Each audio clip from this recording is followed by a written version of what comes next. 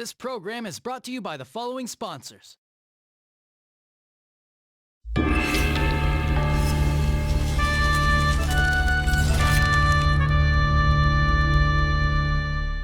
Hey, what is going on, guys? Jay Shy here. This is Larry. And Larry's here with me, and this is Predicting Gems episode 2. And Merry Christmas. I didn't appear in the last episode. He I was got busy. He wasn't here last episode. He was super busy with a lot of stuff. But we have episode 2 planned for you guys of Predicting Gems. We have 2 games on here that were suggested by 2 other YouTubers on here. They left some comments below. They was like, hey, can you do this? And we was like, sure. But with no further ado, the first game that we are predicting is a game that was picked by Larry. He has the game. I missed out on it at the time, but it is Nights in Nightmare on the Nintendo DS. The game is hard as hell. I mean, that game is you use stylus to attack. You're the knight right in the middle. The enemy is on the top. You use the style attack. Stylus? Yes. Yeah. Everything is a stylus. So it is a pretty hard to find game. By it has an Atlas logo on it, but it's not going to be as I guess worthwhile if you don't have the outer box to the game. Which is included art and the soundtrack. It comes with the artwork and the soundtrack, and it'll be worth more that way. If you just have the case, it's gonna bring down the price a little bit. It's gonna bring down the rarity for collectors such as you guys out there. In its first 10 weeks, it sold 19,000 copies. It's gonna be pretty hard to find now in the wild if you want it complete in box with the outer box artbook and soundtrack. You're gonna have to pay out a little bit of some money for that game. I think it was and in $70 $70 for a complete set. Yeah. 2015, it sold 52,000 copies, but I guess that's gauging what was sold on eBay probably. I'm not sure, but I'm gonna go by the 10th week. It only sold less. It sold less than 20,000 copies. So this game is gonna be pretty hard to find. It has an Atlas logo on it. It has an outer box art book, soundtrack, and it's a strategy RPG. And a lot of people seem to like it. And it has a fan cult following. So Ashford Days is not good. I think that's probably the reprint. No, that's a PSP. PSP version? Yeah. Okay. So, but a lot of people are probably gonna want that first printing from the DS version. But moving on to the next game. This game was suggested by a fellow YouTuber known as Nostalgic Dan, and he wanted us to check out Tatsunoko versus Capcom. Exclusive for the Wii. Exclusive for the Wii.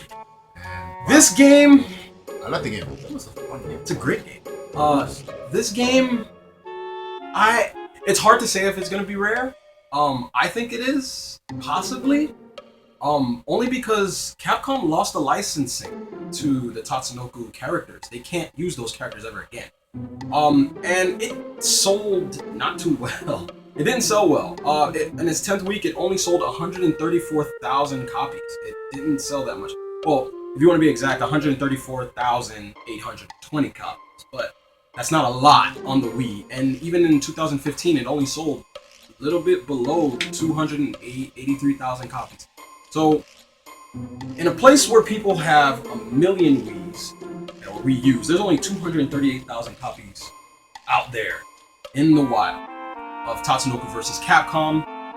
This game is probably going to be somewhat of a hard to find game. It's uncommon. It's an uncommon game. It's uncommon. It's uncommon. You're probably not going to find it out in a while. If you do, I think GameStop. I found my copy at GameStop. I think a year and a half ago for $20, complete. But you were telling me it's rare if you have. Because I got pre-order. You have to come with this new trading card, and that's pretty much more if you go with it. Yeah. Okay. So it's more. It's more of a gem to collectors if you have the trading cards. Yes. So he has the card. Did you open them? You did? Okay. He opened his trading cards. I'm assuming if you have them with the slip, it'll probably be worth more. It'll probably be like a very great gem that you could have in your collection for all collectors out there. The next game is from another YouTuber named DSoul-A3. DSoul-A3 wanted us to check out, since we were playing the music. Well, I was playing the music in the last episode of The World Ends With You. Oh, it was? I never. Yeah, World Ends With You is a great game. It's almost like a stylus beat 'em up. RPG. Yeah, like using clothing and fashion sense for your armor and all that stuff. Use pins for your attacks. The world ends with you. Oh yeah, I see you play a lot. It's a good. It's a great game. It's a great game. Will it be rare in the future? Not now. I can honestly say it's not going to be rare. Is it going to be uncommon? Sure. You're not going to find it everywhere. Are people going to want this game? Not yet. It only sold, in its 10th week, it sold 143,000 copies, right? Okay, but by 2015, it sold less than 500,000. It sold 466,000 copies. That's what it says in 2015. But that is, I don't know if they're gauging that by trade transactions from eBayers, so I'm not sure. But I don't think this game is going to be rare right now. Is it going to be hard to find? Sure. Is it going to be worth something? I don't think so. But if you want like the gameplay wise, you want good games. If it's a great game, I mean, if you just want a great game to play, yeah. But I think this game will be rare this game will be sought after and the price will skyrocket. If Square announces a sequel to this game, then the price will skyrocket. People are going to be like, I want the first game. If they don't have it, because they're going to want to play the first one and, the second one, jumping. But I think that will happen. Or if they take the character from the World's Ends With You and put him in, puts him in Smash, it's going to skyrocket. It's going to go straight to the moon. But it's going to be crazy. But right now, I don't think it's going to be expensive. It probably is. They already have Square character from the Smash already. Well, yeah, they have Cloud, right? Yeah, so but that didn't make Final Fantasy rights at all. Final Fantasy because they're everywhere. But it's all over the place. But yeah. But moving on to the last and final game, I said we were gonna do 3, but we was like, screw it, let's do 4, whatever. And it is a game that we both believe is going to be rare. We both believe is going to be very hard to find, and we both believe and hell, everybody on the internet who bought this game was like, we want to play this game, and it's probably gonna be hard to find, which is on the Wii U, and it is Rodea: The Sky Soldier. The reason why is that the first 1,000 copies, only the first. Was it the first 1,000 copies or the first 5? Okay, so the first. That's why I read from the website. Oh, from the NIS website.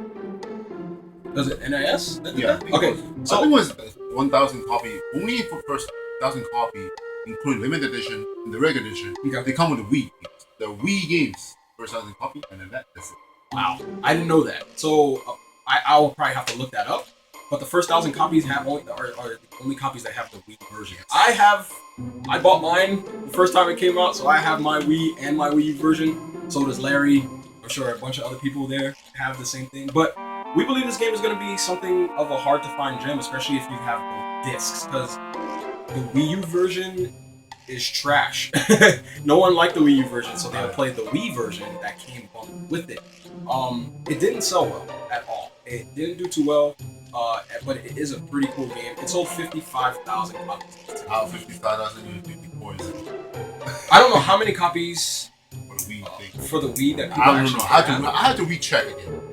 That's why I read before the announcement was rewarded. Yeah. I had to recheck it. There is a 3DS version of the game. That game might be a little rare, probably in the future, only because I'm pretty sure a lot of people probably didn't buy that version. Probably. And it didn't come bundled with the other version of the game. At least I don't think it did. So that one's probably going to be more rare than the Wii U version. I'm going to predict. I'm going to predict that it might be more rare, but it's hard to say, only because they're both really good games. And the thing is that a lot of people are going to. I'm going to assume a lot of people are going to buy the Wii version because they want to play it with the Wii mode. The only reason why I'm going to say that the 3DS version is going to be more rare is because a select few people are probably going to pay for it, they're probably going to have it, and they're just going to forget about it. And then it's probably going to be wanted, sought after by collectors later on in life. But it's hard to say. But I think it's going to be a rare gem in the future. I can honestly see that happening. But yeah, so that was the 4 games for episode 2 of Predicting Gems. Hopefully you guys did enjoy this video. Glad Larry was here to finally join us for episode 2, because he wasn't here for the first episode. But you guys leave comments down below, asking us what else you want us to predict for you guys, for your future collectors, for your current collectors. Because right now, man, collecting for past games is getting very expensive. So it seems like now you gotta kind of predict what's going to like fly off the shelves, because there's so many scalpers out there now, so many resellers that they're buying up everything off the shelf and they're reselling it for a higher value. It's getting ridiculous right now. One game he did on purpose, and he cheated. Nikomi. The one from Bandai Namco, the Gorilla Edition. Oh, Nino Kuni. He did not cheat it. Nino Kuni. That is a prime example. He bought it. The other person bought every single copy. Yes. And sold it for the collector's edition for like $400. So a lot of people never got that. It's getting ridiculous. So we came up with this idea to help fellow collectors for the future. If you guys are not sure if you want to get something, or you're not sure if something's probably gonna fly off the shelf, it's gonna fly off the shelf. Just a quick side note. I'm gonna let you guys know this because I feel like I should. It's my duty to let you guys know this as fellow collectors and from one collector to another. If you guys don't know yet, the price for Bayonetta 2 has been skyrocketing. If you do not have this game, go out and go grab it right now. It is ridiculous the way this game is going up in price. Because maybe it's the Smash. Maybe the Smash. It's probably the Smash. I think it's the Smash. Ever since she got announced for Smash, and then people go buy it.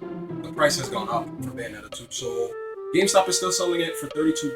Last I heard, since of the shooting of this video, Bayonetta 2 is going for $32 right now. But if you try to get it on eBay or anywhere else, it's $8 plus. If you can find on GameStop website. Oh, fun to get the logos. Go get this game. Make sure that it comes with both games inside. And that is all for this episode of Predicting Gems. I am Jay Shy. Larry. And we will see you guys next time for episode. And Happy New Year's. Peace.